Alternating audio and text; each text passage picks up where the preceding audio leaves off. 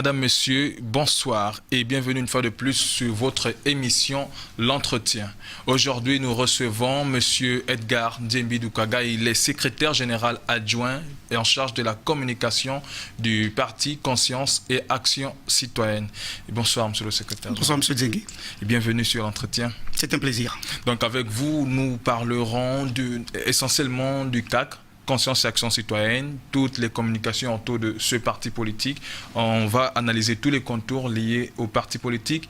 Mais avant que de venir au vif du sujet, on va venir sur votre présentation, parler de votre parcours, d'abord scolaire, ensuite votre parcours politique. Parce que ce qu'il faut souligner, c'est que vous n'arrivez pas en politique aujourd'hui. Vous n'êtes pas un novice en politique. Alors pour ceux qui ne vous connaissent pas ou ceux qui ne vous connaissent qu'à la télévision, qui est Edgar Ndiembi Doukaga? Vous êtes né où?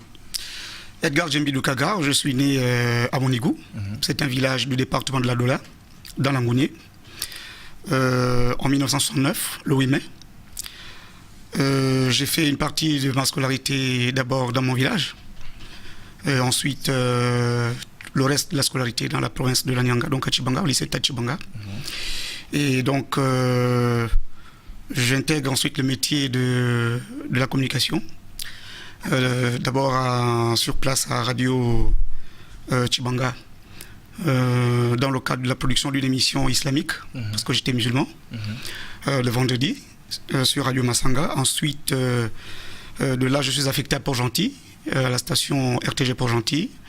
Et donc, de Port-Gentil, avec l'arrivée du multipartisme, j'intègre le Rassemblement national des bûcherons. Très bien. Un parti où je suis resté jusqu'en 2009. Dans cette période, évidemment, je participe à l'ouverture d'un certain nombre de médias de l'opposition, dont je suis un des animateurs et des journalistes.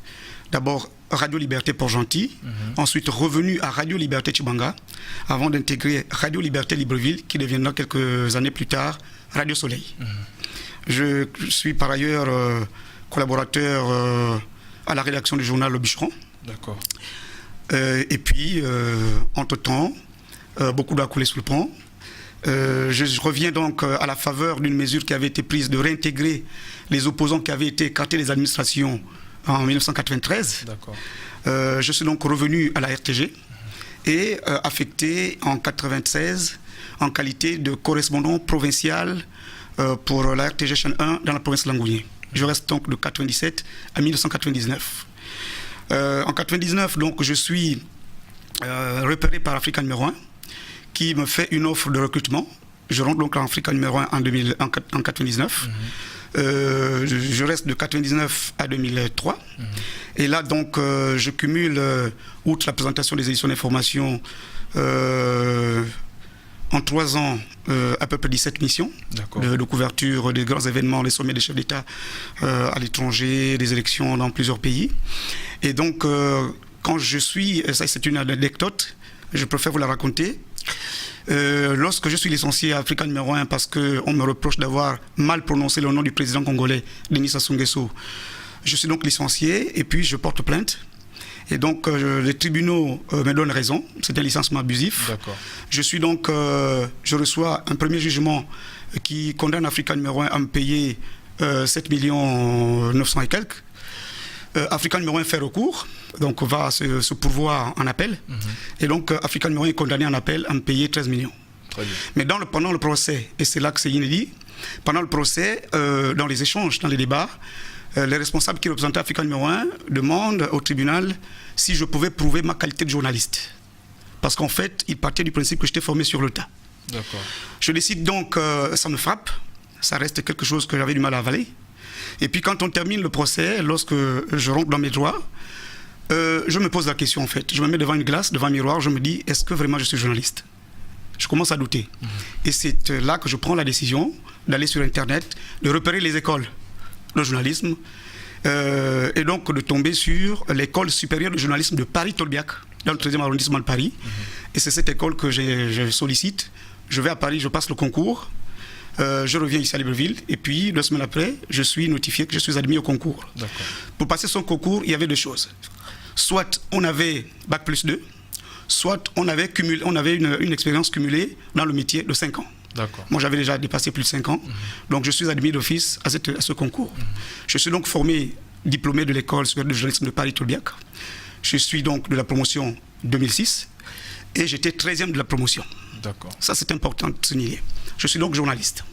Maintenant, sur le parcours politique, je vous le disais... À l'époque, vous étiez le seul Gabonais? J'étais dans cette école, j'ai trouvé 2 autres confrères. Dans cette école, M. Djis Mouidi, qui était à l'Union. Je pense qu'il y a un troisième, une compatriote aussi. Nous étions 3 Gabonais dans cet établissement pour cette promotion. Très bien. Maintenant, sur le parcours politique, je disais donc, je suis resté du RNB dans l'opposition jusqu'en 2009. En 2009, je quitte le RNB pour intégrer l'UPG.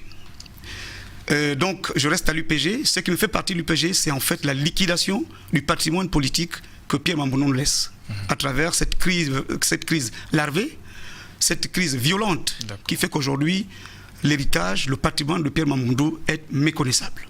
Voilà en gros mon parcours. Et donc, de l'UPG, vous atterrissez automatiquement à Conscience et Action Citoyenne? Alors, je suis...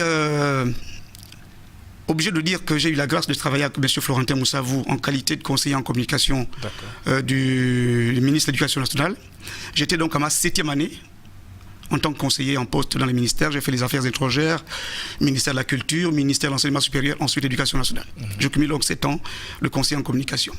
Je découvre ce monsieur, je découvre en lui des valeurs, des qualités, un certain courage à dire des choses, même quand il appartient à un camp. Il a au moins le courage de dire des choses telles qu'elles se présentent. C'est donc ces valeurs qui, en plus de ce que j'apporte comme contribution à son cabinet en tant que conseiller, il m'associe, me fait l'honneur de m'associer à une réflexion pour tirer les enseignements de la crise vécue au sein de l'ADER, la crise de paternité. Et donc, il m'associe dans cette réflexion et nous convergeons des points de vue avec d'autres compatriotes aussi qui étaient en attente pour aller vers ce projet de mise en place, de création de ce nouveau parti politique qui offre une nouvelle alternative, qui est donc Conscience et Action Citoyenne, et dont je suis naturellement le secrétaire général adjoint chargé de la communication et porte-parole. Merci, vraiment parcours élogieux. On va vous permettre de marquer une pause. On revient juste derrière justement pour parler de Conscience et Action Citoyenne. On se retrouve juste derrière cette transition.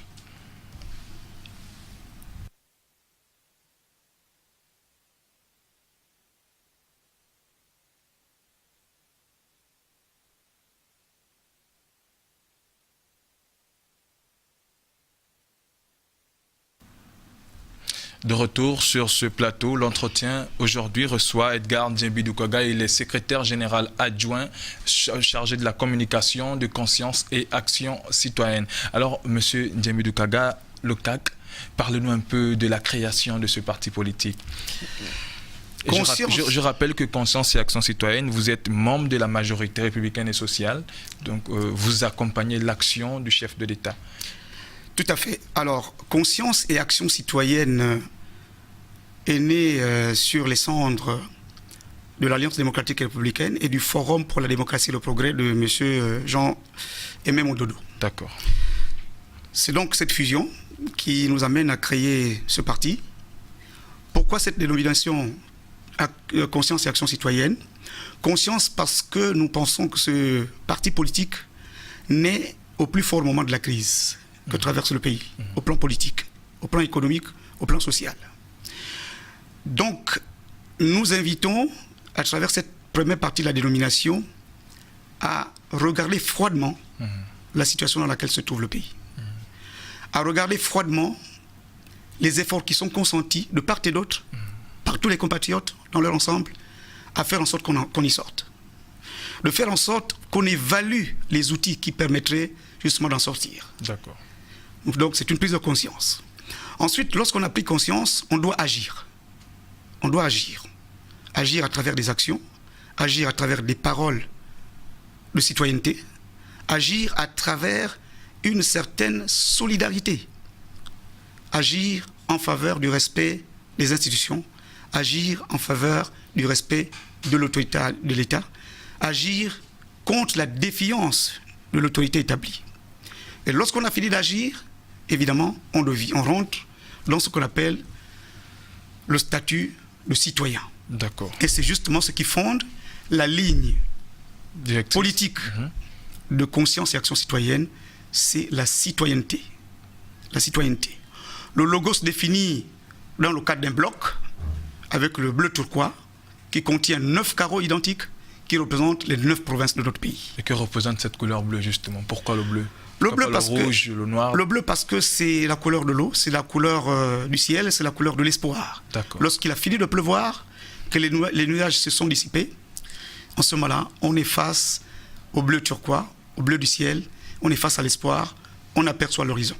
Merci, chers téléspectateurs. On se retrouve prochainement, toujours dans le cadre de votre émission L'Entretien. Je rappelle que nous avons reçu aujourd'hui Edgar Ndiembidou-Kagaï, il est secrétaire général adjoint de Conscience et Action Citoyenne, secrétaire général adjoint justement chargé de la communication de ce parti politique.